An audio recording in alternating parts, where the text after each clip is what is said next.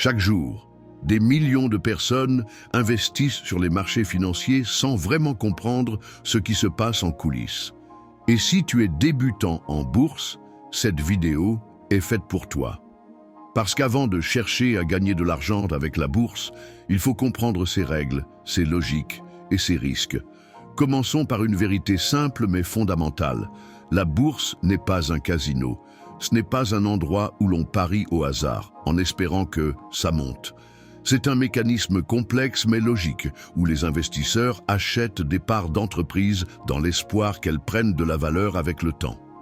Alors qu'est-ce qu'une action ? Une action est une fraction du capital d'une entreprise.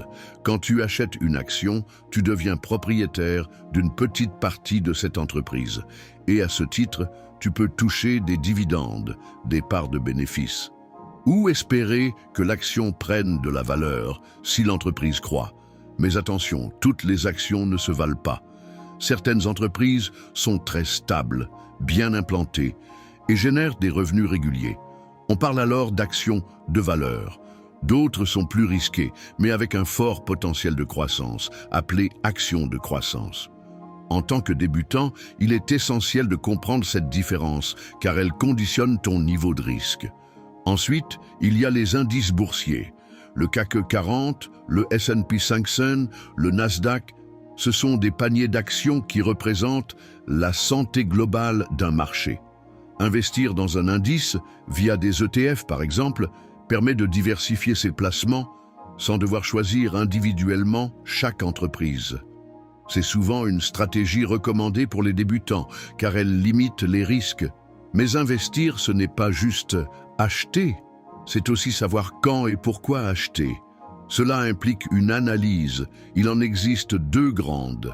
L'analyse fondamentale, qui étudie les chiffres d'une entreprise, chiffre d'affaires, bénéfices, endettement, et l'analyse technique, qui se base sur les graphiques, les tendances, les volumes.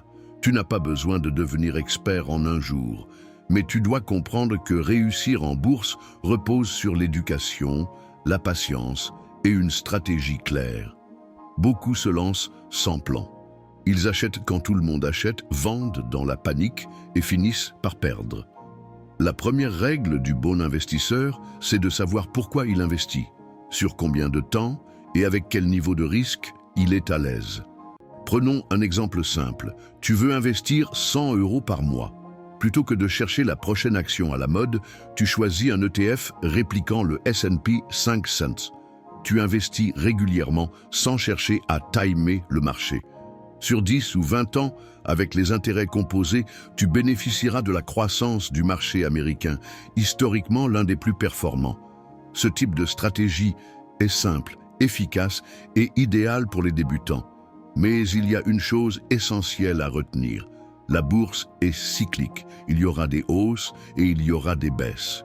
Ce qui fait la différence, c'est ta capacité à rester discipliné, à ne pas paniquer et à continuer ta stratégie même quand les marchés sont rouges. La peur fait perdre plus d'argent que les crises elles-mêmes.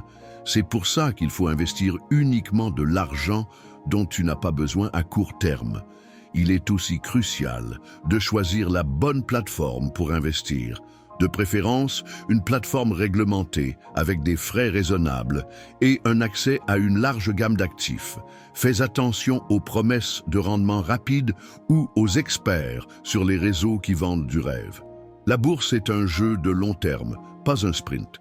Enfin, garde toujours en tête que l'éducation financière est un investissement en soi. Chaque livre lu, chaque vidéo regardée, chaque stratégie testée te rapproche de ton indépendance financière.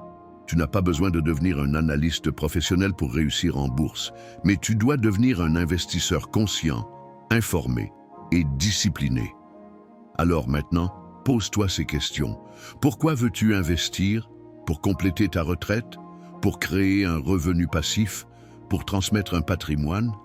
Chaque objectif demande une stratégie adaptée.